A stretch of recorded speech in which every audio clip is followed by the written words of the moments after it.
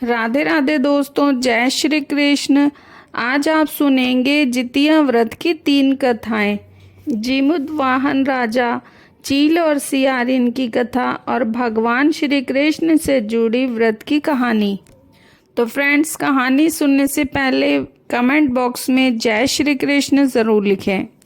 जीवित पुत्रिका व्रत में चिल्लो सियारों की एक कथा सुनी जाती है, जो कि इस प्रकार है। एक वन में समर के पेड़ पर एक चील रहती थी। पास की झाड़ी में एक सियारन भी रहती थी। दोनों में खूब पटती थी। चिल्लो जो कुछ भी खाने को लेकर आती, उसमें से सियारिन के लिए ज़रूर हिस्सा रखती। सियारिन भी चिल्लो का ऐसा ही ध्यान रखती। इसी तरह दोनों का जीवन आनंद से कट रहा था। एक बार वन के पास गांव में औरतें जिउतिया के पूजा की तैयारी कर रही थी। चिल्लो ने उसे बड़े ध्यान से देखा और अपनी सखी सियारो को भी बताया। फिर चिल्लो सियारो ने तय किया कि वे भी ये व्रत करेंगी। सियारो और चिल्लो ने जिउतिया का व्रत रखा। बड़ी निष्ठा और लगन से दोनों दिन भर भूखे प्यासी मंगल कामना करती रहीं, व्रत में रहीं। मगर रात होते ही सियारिन को भूख प्यास सताने लगी। जब बर्दाश्त न हुआ तो जंगल में जाके उसने मांस और हड्डी पेट भर कर खाया। चिल्लो ने हड्डी चबाने की कड़कड़ आवाज़ सुनी तो पूछा, ये आवाज़ कैसी है? सियारिन ने कह दिया, बहन, भूख के मारे पेट गुड़गुड़ा रहा है। ये उसी की आवाज़ है। मगर चिल्लो को पता चल गया। उसने सियारिन को खूब लताड़ा कि जब व्रत नहीं हो सकता था तो संकल्प क्यों लिया था। सियारिन लजा गई, पर व्रत तो भंग हो चुका था। चिल्लो रात भर भूखे प्यासे रहकर व्रत को पूरा किया। अगले जन्म में दोनों मनुष्य के रूप में राजकुमारी बनकर सगी बहनें हुई। सियारिन बड़ी बहन हुई और उसकी शादी एक राजकुमार से हुई। चिल्लो छोटी बहन हुई और उसकी शादी उसी राज्य के मंत्री पुत्र से हुई। बाद में दोनों राजा और मंत्री बने। सियारिन रानी के जो भी बच्चे होते थे वे मर जाते थे, जबकि चिल्लो के बच्चे स्वस्थ और हट्टे कट्टे रहते। इसे देखकर सियारिन को बड़ी जलन होती। उसने कभी उनका सर कटवा कर डब्बे में बंद करा कर दिया, पर वह शीश मिठाई बन जाती और बच्चों का बाल बांका तक न होता। बार बार उसने अपनी बहन के बच्चों और उसके पति को मारने का प्रयास किया, पर सफल न हुई। आखिरकार दैवयोग से उसे भूल का आभास हुआ। उसने क्षमा मांगी और बहन के बताने पर जीवित पुत्री का व्रत विधि विधान से किया, तो उसके भी पुत्र जीवित बने रहे। तो ये थी जितिया व्रत की पहली कहानी। अगर कहानी पसंद आई हो तो वीडियो को लाइक जरूर करें। और अब सुनेंगे दूसरी कथा।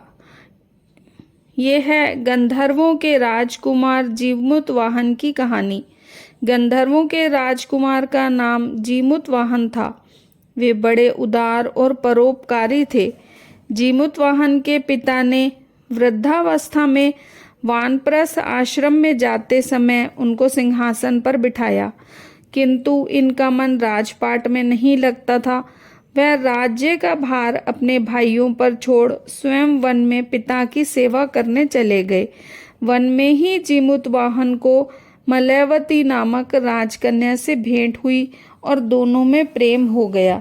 एक दिन जब वन में भ्रमण करते समय जीमुतवाहन काफी आगे चले गए, तब उन्हें एक वृद्धा विलाप करती हुई दिखी। पूछने पर वृद्धा ने रोते हुए बताया कि मैं नागवंश की स्त्री हूँ। मुझे एक पुत्र है। पक्षीराज गरुड़ के कोप से मुक्ति दिलाने के लिए नागों ने ये व्यवस्था की है कि वे गरुड़ को प्रतिदिन भक्षण हेतु एक युवा नाग सौंपते हैं। आज मेरे पुत्र शंखचूड़ की बलि का दिन है। आज मेरे पुत्र के जीवन पर संकट है और थोड़ी देर बाद ही मैं पुत्र विहीन हो जाऊंगी। एक स्त्री के लिए इससे बड़ा दुख क्या हो सकता है कि उसके जीते जी ही उसका पुत्र न रहे। जीमुतवाहन को यह सुनकर बड़ा दुख हुआ। उन्होंने उस वृद्धा को आश्वस्त करते हुए कहा, डरो मत, मैं तुम्हारे पुत्र के प्राणों की रक्षा करूंगा। आज उसके स्थान पर मैं स्वयं अपने आप को लाल कपड़े में ढककर वंदे शिला पर लेटूंगा ताकि गरुड़ मुझे खा जाए, पर तुम्हारा पुत्र बच जाए।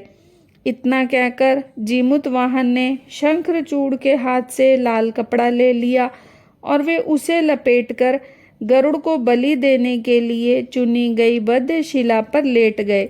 नियत समय पर गरुड़ बड़े वेग से आए और वे लाल कपड़े में ढके जीमूत वाहन को पंजे में दबोचकर पहाड़ के शिखर पर जाकर बैठ गए। गरुड़ ने अपनी कठोर चोंच का प्रहार किया और जीमूत वाहन के शरीर से मांस का बड़ा हिस्सा नोच लिया।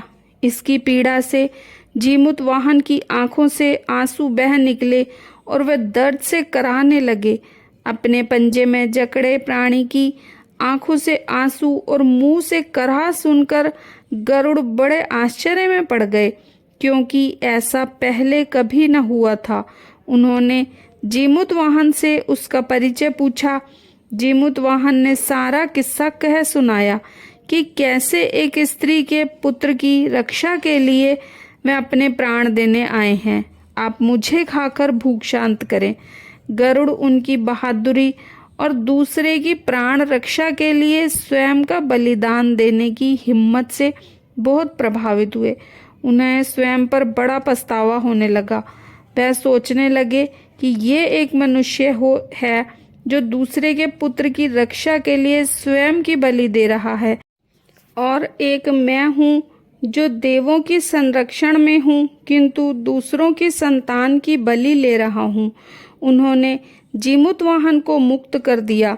गरुड़ ने कहा, हे उत्तम मनुष्य, तुम्हारी भावना और त्याग से मैं बहुत प्रसन्न हूँ। मैंने तुम्हारे शरीर पर जो घाव दिए हैं उसे ठीक कर देता हूँ। तुम अपनी प्रसन्नता के लिए मुझसे कोई वरदान मांग लो। राजा जीमूत वाहन ने कहा कि हे पक्षीराज, आप तो सर्व समर्थ हैं। यदि आप प्रसन्न हैं और वरदान देना चाहते हैं तो आप सर्पों को अपना आहार बनाना छोड़ दें। आपने अब तक जितने भी प्राण लिए हैं उन्हें जीवन प्रदान करें।